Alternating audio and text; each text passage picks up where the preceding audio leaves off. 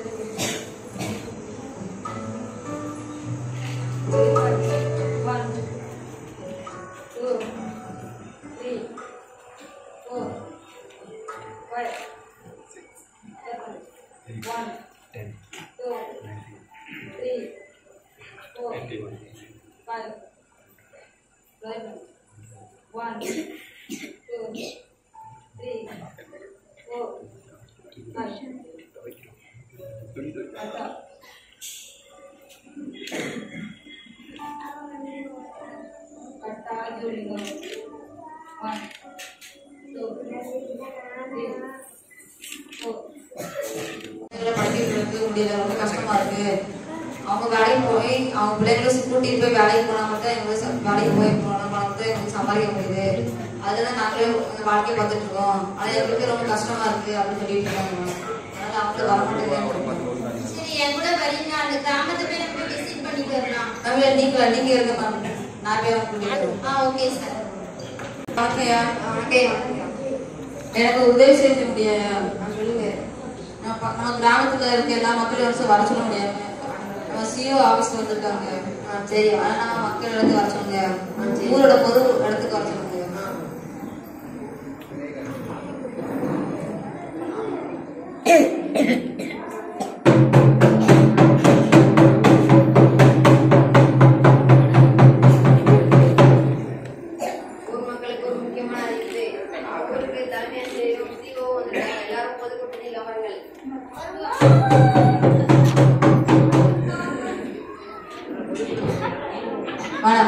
வந்துட்டாங்க.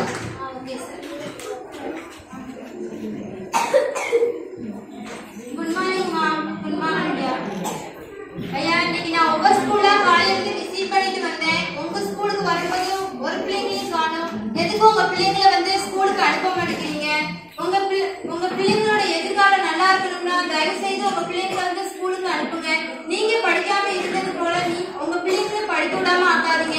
உங்க பிள்ளைங்களுக்கு தேவையான கல்வி சலுகை, ட்ரெஸ், சத்துணவு சாப்பாடு, பேக் எல்லாமே நாங்களே கொடுத்துருவோம். தயவு செய்து உங்க பிள்ளைங்களை மட்டும் ஸ்கூலுக்கு அனுப்புங்கய்யா.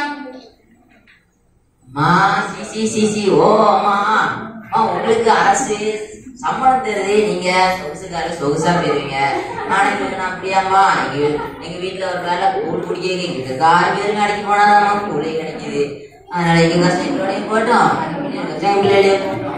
நீங்க வந்து சொன்னதுக்கு ரொம்ப நன்றிமா. ஐயா, நீங்க சொல்றதெல்லாம் சரிதான் ஐயா. இப்போ உங்க பிள்ளைங்க வந்து இப்ப நல்லா இருக்கணும்னா, உங்க பிள்ளைங்களோட பிள்ளைங்க எதிர்காலம் நல்லா இருக்கணும்னா உங்க பிள்ளைங்களை வந்து படிக்க அனுப்புங்க. இப்போ உள்ள காலத்துல வந்து படிச்சாதாயா எங்கனாலும் வேலைக்கு கூப்பிடுறாங்க. தயவு செய்து உங்க பிள்ளைங்களை மட்டும் ஸ்கூலுக்கு அனுப்புங்க. அவங்களுக்கு தேவையான எல்லாமே நாங்களே கொடுத்துறோம். கல்வி சலுகை எல்லாமே நாங்களே கொடுத்துறோம்யா. தயவு செய்து உங்க பிள்ளைங்களை மட்டும் ஸ்கூலுக்கு அனுப்புங்கய்யா. தெரியாம வாங்கிட்டு எதோ சொல்லிட்டமா, சாரிமா.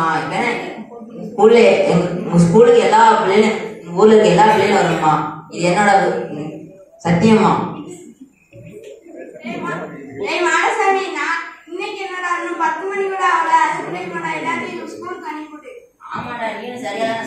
கனசாமி எல்லா ஸ்கூலுக்கு பேச்சமாக அனுப்பி விடுங்க ஸ்கூலுக்கு. பயங்கர வேற லெவல்ல சொல்லிட்டு போயிருக்காங்க. அடுத்து ஒரு பாட்டு தான் வந்திருக்கு. என்னது? பள்ளி கல்வி. அடுத்து வாழ்க்கை கல்வியை பற்றி பேசுறதுக்கு வராங்கடா தம்பி. எல்லாரும் கவனமா கேளுங்க. வாழ்க்கை கல்வி. வாழ்க்கை கல்வி என்பது நாம் வாழ்க்கையில் கொள்கின்ற பார்க்கின்ற ஒவ்வொரு செயலும், கேட்கின்ற ஒவ்வொரு விஷயங்களும், செய்திகளும் தான், கருத்துக்களும் தான். அதில் நாங்கள் இந்த சன்ரைஸில் குடும்பத்தில் வாழ்ந்து வளர்ந்து நாங்கள் கற்றுக்கொண்ட ஒவ்வொரு விஷயங்களையும் இதோ உங்கள் முன் பகிர்ந்து கொள்ள வருகின்றோம். நான் என்னோட வாழ்க்கை ஷேரிங் உங்களுக்கு ஷேர் பண்றேன். எல்லாரும் காலத்துக்கு நல்லா கேளுங்க.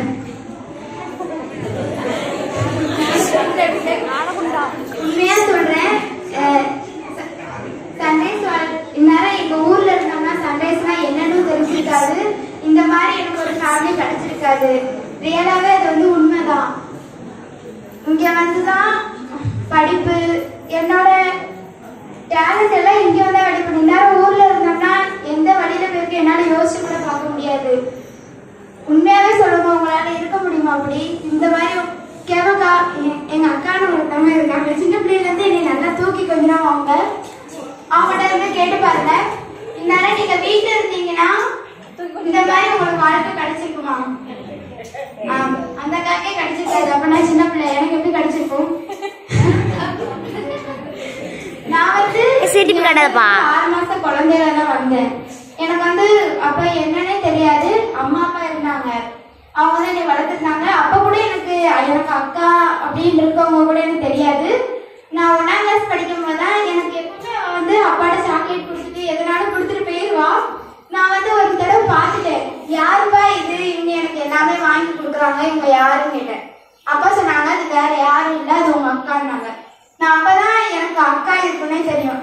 அவளுக்கு தெரியறதுக்கு முன்னாடி அம்மா அப்பா ஏஞ்சிருக்கா, அவங்க 3 பேர் தான் எனக்கு அப்படின்னு நினைச்சேன். அப்புறம் எனக்கு தாத்தா பாட்டி, அதுக்கப்புறம் அவளுக்கு தெரியும்.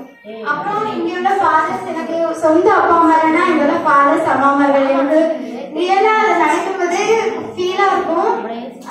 வீட்டுல இருந்த நான் நினைப்பேன், பெத்தப்பா தான் இல்ல, நம்மளுக்கு இவ்வளவு பேர் இருக்காங்க, அது இல்லாம என்னை வளர்த்தாங்க, அவங்களும் இருக்காங்க, இவ்வளவு அப்பா இருக்காங்களே அப்படின்னு சொல்லும்போது, நான் 7th ஸ்டாண்டர்ட் படிக்கும் போது என்னை வளர்த்தவங்க அப்பாவே இறந்துட்டாங்க. உண்மையிலே அதை நினைச்சா ஃபீலா இருக்கும். ஆனா அதுக்கப்புறம் நான் ஃபீல் பண்றது இல்லை. ஏன்னா எனக்கு ஜோஸ் ஃபாதர் இருக்காங்க, ஷான் ஃபாதர் இருக்காங்க, ரமால் ஃபாதர் இருக்காங்க, சொல்லிட்டே அம்மான்னு பார்க்கும்போது தமிழமா இருக்காங்க, ஞானமா இருக்காங்க. இங்க உள்ளவங்க எல்லாருமே எனக்கு எந்த குறையுமே வைக்கல. செல்ல பிள்ளையாவே என்னை வளர்த்துட்டாங்க. அதனால ரொம்ப சேட்டை. பாடலை கேட்டு பார்த்தீங்கன்னா கூட நான் ரொம்ப சேட்டை பண்ணேன்னு சொல்லுவாங்க. அது பல சொல்லணும்னா ரொம்ப சரி பண்ண வேணாம் இல்லையா? என் வார்த்தை வரல எனக்கு சொல்ல. நான் 4th ஸ்டாண்டர்ட் வரை அப்பா கூட தான் வளர்ந்தேன். எப்பவுமே என் ஃபேமிலினா அப்பா முகத்துல முடிக்கிறது அந்த மாதிரி தான் இருந்துச்சு. அதுக்கப்புறம் அப்பா இங்க இருந்து போனதுக்கப்புறம் எனக்கு துணி கூட துவைக்க தெரியாது, குளிக்க கூட தெரியாது. 4th பாதியில தான் எல்லாமே எனக்கு தெரியும். எல்லாமே அப்படிதான். அதுக்கப்புறம் அப்படியே வாழ்க்கை போயிட்டு இருந்துச்சு. ஏற்கனவே ஃபாதர் ஹாஸ்டல் போட்டாங்க. அதுக்கப்புறம் எனக்குன்னு ஒரு பொறுப்பு கிடைச்சிச்சு. எனக்குள்ள நிறைய என்னாலே சொல்ல முடியாது, நானா இப்படின்னு கூட சொல்ல முடியாது. நிறைய மாறிட்டேன். ஆனா இங்க வந்துதான் எனக்கு நிறைய டேலண்ட் இருக்குன்னு எனக்கே தெரியும். டிராயிங் பண்ணுவேன், சிங் பண்ணுவேன், டான்ஸ் பண்ணுவேன், எக்ஸ்ட்ரா எல்லாமே பண்ணுவேன். ஹிந்தினா சொல்றேன், எனக்கு சோதான் முக்கியம். உண்மையிலே எனக்கு சோதான் முக்கியம். நல்லா சாப்பிடுவேன். அது நான்வெஜ்னால நல்லா சாப்பிடுவேன். வெஜ்ல கூட ஒதுக்கலாம். எங்க அக்காவுக்கு எனக்கும் நிறைய ஆப்போசிட் இருக்கும். இப்ப கூட நான் ஹாஸ்டல்ல இருக்கிறேன். இங்க கூட ஈவனிங் கூட 7 மணிக்கு எழுப்பாங்க. அவங்க தினைக்கு 4 மணிக்கு எந்திரிச்சு எங்க பாதட்ட போகணும்னு உட்காந்து அழுவேன். குளிக்க கூட போக மாட்டேன், குளிக்கவும் தோணாது. குளிக்காம ஸ்கூலுக்கு போயிடலாமான்னு தோணும். அதுக்கப்புறம் என்னால இருக்க முடியாது. கிளாஸ்ல போனா வரும், அப்படிதான் வரும். ரொம்ப அழுவே எங்க பாதட்ட போகணும்னு. அப்புறம் அந்த வாழ்க்கை அப்படியே பழகிருச்சு. இங்கேயே இருக்கிறனால எனக்கு இவங்கதான் எனக்கு அக்கா, இவங்கதான் ஃப்ரெண்டு, இவங்கதான் அண்ணன், இவங்கதான் தம்பி, இவங்கதான் தங்கச்சி, இவங்கதான் அப்பா, இவங்கதான் அம்மா. இது மட்டும் தான் தெரியும். ஹாஸ்டல்ல போய் விட்டதுக்கு அப்புறம் தான் உலகம் எப்படிலாம் இருக்குதுன்னு எல்லாமே புரிஞ்சுக்கிட்டேன். நான் நினைக்கிறேன் ஹாஸ்டல் லைஃப் வேண்டாம். எப்படி சொல்லி சொன்னாலும் ஃபாதர் மனசு மாறாது. நம்ம ஹாஸ்டல்ல தான் இருக்கணும். அப்படியே படிச்சுட்டே இருக்கேன். ஹாஸ்டல் லைஃப் நல்லா இருக்கு. இருந்தாலும் இங்க இருக்கிறது எனக்கு நல்லா இருக்கு. நான் வாழ்க்கையில நல்லா சந்தோஷமா இருக்கேன். இதுதான் என்னோட ஃபேமிலி.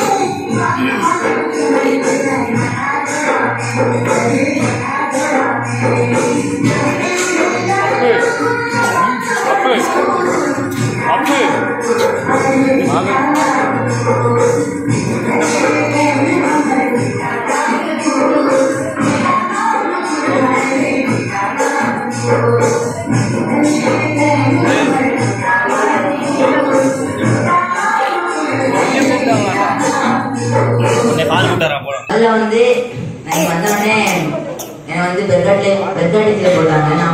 நான் போனேன், சந்தோஷமா போனேன். அப்புறம் ஈசாக்கு தான் முதல்ல பார்த்தேன். ஈசாக்கு பார்த்தோன்னே ரொம்ப ஜாலியாக இருந்துச்சு. எல்லாருமே அன்பா இருந்தாங்க. அன்பா இருந்து ஈசாக்கு போய் கேட்டேன், ஈசாக்கு நம்ம எப்படா காலையில டைம் டேபிள்லாம் சொல்கிறேன் அப்படின்னு சொன்னேன். உடனே முதல்ல சொன்னா காலைல 5 மணிக்கு எழுதிக்கணும்டா. என்னடா 5 மணிக்கு எழுதிக்கணுமா? நான் வீட்டில் 6 மணி 8 மணி தானே எழுதிப்பேன், நீ 5 மணிக்கு எழுதிக்க சொல்ற அப்படின்னு. அப்புறம் எனக்கு கொஞ்ச நாள் கொஞ்சம் கஷ்டமா இருந்துச்சு 5 மணிக்கு எழுதிக்க பட்சத்தில். அப்புறம் அதில் தெரிஞ்சுக்கிட்டேன் நம்ம வாழ்க்கைக்கு ஒரு பாடம் தான் அப்படின்னு தெரிஞ்சுக்கிட்டு நான் 5 மணிக்கு கொஞ்சம் கொஞ்சமாக எழுதிக்க ஆரம்பித்தேன். இப்போ வந்து நான் 6 மணிக்கு எழுதிப்பேன். அப்புறம் வந்து பஞ்சுவாலிட்டி வந்து நான் வந்து சும்மா எங்கள் வீட்டிலலாம் டைம் டேபிள் கிடையாது, சும்மா எங்கேனாலும் போய்க்கலாம். அப்புறம் இங்கே வந்து நிறைய கோயிலுக்கு போகணும், கோயிலில் போய் நிறைய சொல்லி தருவாங்க. உடனே இங்கே வந்தோடனே கோயிலுக்கு போய் தான் ஆகணும். கோயிலுக்கு போனோடனே கொஞ்சம் 2 நாள் என்னடா கடுப்பா இருந்துச்சு. அப்புறம் போக போக பார்த்து கதைலாம் நல்லா இருந்துச்சு. கதை சொல்லுவாங்க, பசங்க வைப்பாங்க. அதெல்லாம் போக போக நம்ம கவனிச்சு கேட்கும் போது நம்ம ரொம்ப சந்தோஷமா இருக்கும். அது வந்ததுக்கப்புறம் கற்றுக்கிட்டேன். அப்புறம் என்ன டைமு, நான் வீட்டில் இருக்கும் பட்சத்தில் டைம் வந்து என்ன காசா பணமா அது பாட்டு போகட்டும் அப்படின்னு சொல்லுவேன். ஆனால் இங்கே வந்து தெரிஞ்சுக்கிட்டேன் டைம் இஸ் கோல்டு. நீங்கள் வந்து தெரிஞ்சுக்கிட்டேன். தேங்க்யூ. என் பேர் காளீஸ்வரன், 6th ஸ்டாண்டர்ட் படிக்கிறேன். நான் வந்து வீட்டில் எப்போதும் 8 மணிக்கு தான் இருப்பேன். இங்கே நான் சீக்கிரமாக இருக்கேன். 6 மணிக்கு 2 மணிக்கெல்லாம் ஸ்கூலுக்கு போனேன். அப்படி எண்ணிக்கலாம் அம்மா எழுப்பிடுவாங்க. அப்படியே எழுந்துச்சி பல் தேய்ச்சிட்டு வீட்டில் போனால் 1/2 மணி நேரம் டிவி பார்த்துட்டு தான் படிக்க வைப்பேன். சீக்கிரமாக பல்லே வைக்க மாட்டேன். அது எங்கள் அம்மாக்கே தெரியும். அடுத்து நான் பல் வச்சுட்டு குளிக்க மாட்டேன், அடம் எடுப்பேன். அடுத்துதான் குளிப்பேன். சாயங்காலம் தான் குளிக்கவே தோணும் எனக்கு. அதனால சாயங்காலம் எப்போதும் குளிப்பேன். இதில் வந்து நான் காலையில் குளிக்க கற்றுக்கிட்டேன். அடுத்து நான் எப்போதும் பிறந்தநாள் அன்னைக்கு தான் எப்போதும் எங்கள் வீட்டில் ஏதாவது பிறந்தநாள் தான் நான் காலையில் கோயிலுக்கு போவேன். இல்லாட்டி சாயங்காலம் தான் போவேன். இங்கே வந்து நான் தினமும் கோயிலுக்கு வரேன், சாமி கும்பிடுவேன். அடுத்து எங்கள் வீட்டில் நான் எப்போதும் சுற்றிக்கிட்டே இருப்பேன். ஸ்கூல் கொரோனா டைமில் நான் ரொம்ப சுற்றுவேன். ஒரு வருஷமாக எங்கள் அம்மா வெளியிலே வரல. கொரோனா டைமில் சாப்பிட்டே இருப்பேன். சாப்பிட்டு எப்படி படுத்து தீர்வு பண்ணேன். வெளியில் வர மாட்டாங்க அம்மா. அடுத்து கொஞ்ச நாள் கழிச்சு விட்டாங்க. விட்டதுக்கப்புறம் போய் விளையாண்டுருந்தேன். வீட்டுக்கே லேட்டாக தான் வருவேன். வீட்டுக்கு லேட்டாக வந்தால் அம்மா அடிப்பாங்க. அவ்வளோதான்.